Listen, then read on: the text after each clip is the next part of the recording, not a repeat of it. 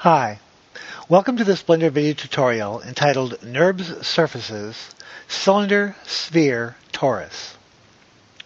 In addition to the NURBSSurface patch, Blender provides modelers with three additional NURBSSurface primitives: the NURBSSurface cylinder object, a NURBSSurface sphere object, and a NURBSSurface torus object. To demonstrate these NURBSSurface primitives, I have a blank Blender scene displayed in top orthographic view. I'll press Shift-A and add a NURBSSurface cylinder object to the scene. I'll tab into Edit Mode and open up the Object Data Editor in the Properties panel. A NURBSSurface cylinder primitive object is actually two NURBSSurface circles skinned, or extruded, two Blender units up along the Z-axis. There is nothing special about this surface primitive, and much of what can be done with it is similar to what can be done with a NURBSSurface circle object. One interesting application is using the NURBSSurface cylinder for modeling tree-like objects. I'll switch to front view and scale down the control vertices a bit. I'll then select the top control vertices and extrude them up a bit, and then scale them down a bit. Then extrude them up again and scale them down. Then extrude them up again, then scale them down. Then extrude them up again and scale them down, and extrude them up again and scale them down. I will then set the U and V order to 5, and then check mark the U and V endpoint checkboxes. I'll then tab out of Edit Mode.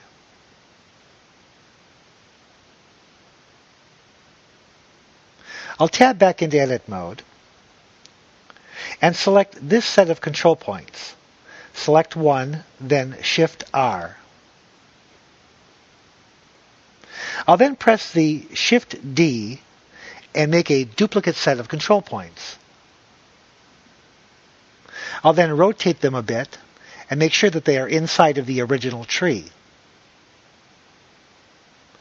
With the duplicated control vertices still selected, I'll extrude them and scale them down a bit. I'll repeat these steps a number of times.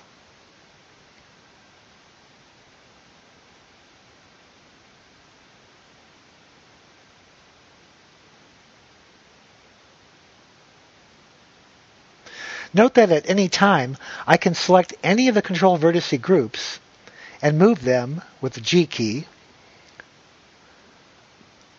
or rotate them with the R key, or scale them with the S key. I'll select one of the control vertices from the branch I just created. I'll then press the L key, which is linked, which will select the whole branch. I can then duplicate it and position the duplicate somewhere else in the tree object.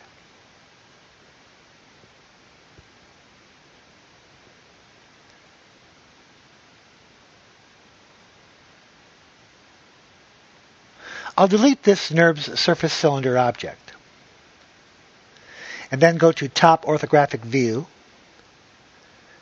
and I'll add a NURBSSurface sphere object to the scene. I'll tab into Edit Mode. The NURBSSurface sphere object is actually 8 NURBSSurface curve objects, each having 5 control vertices, arranged on edge in a circular pattern with the V direction ends closed or cyclic. Additionally, the 5 control point curves have a U order of 3 and set to Bezier. The NURBSSurface sphere is a closed NURBS surface, so it's not possible to extrude any part of it or skin it to any other object. In situations where a simple sphere is needed, the NURBSSurface sphere can be used interchangeably with the UV mesh sphere object. However, because of its elasticity and control vertices, it can be a useful modeling object in its own right. For instance, here I can easily shape the NURBS surface sphere object into a heart-shaped object.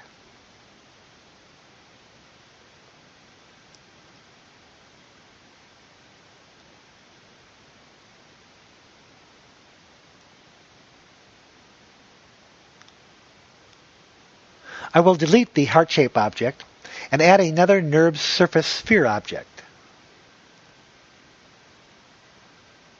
I'll tab into Edit Mode and go to Front View and select the bottom control vertices and delete them. This creates a hemisphere. At this point, I could uncheck the Bezier U checkbox and check the U endpoint checkbox and still have a hemisphere-like object.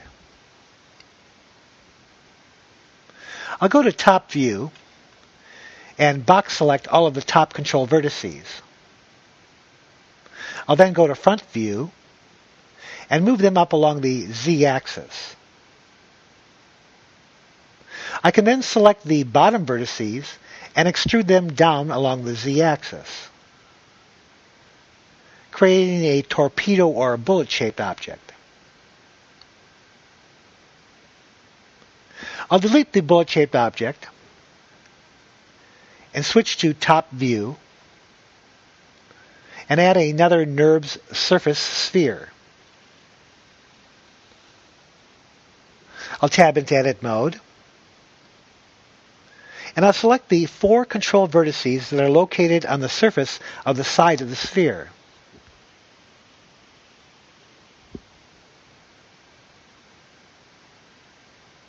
I'll then scale them out. I'll then go to Front View and select these bottom control vertices and move them up a bit. I'll then rotate my view a bit and select all of the top center control vertices and then move them down a bit along the Z-axis. I'll then tab out of Edit Mode. I'll then add another NURBS surface sphere to the scene. I'll then scale it down. And I'll move it into the other object. This makes a fairly convincing seat cushion. I'll delete these objects and go back to Front View and make sure that my 3D cursor is set to XYZ equals 0. I'll add a NURBS surface Torus object to the scene and then tab into Edit Mode. The NURBS surface torus is actually made up of 8 NURBS surface circle objects skinned and arranged in a circle with their U and V edges closed, or cyclic. Like the NURBS surface sphere object, the surface torus can, in some modeling applications, be used interchangeably with a mesh torus object. However, because of its elasticity and control vertices, the surface torus can be of value as a modeling base in its own right. I'll go to Top View, and I'll select the 4 corner sets of control vertices.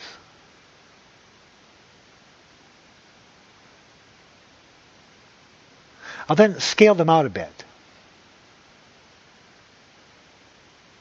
I'll then go to Side View and scale them down along the Z-axis.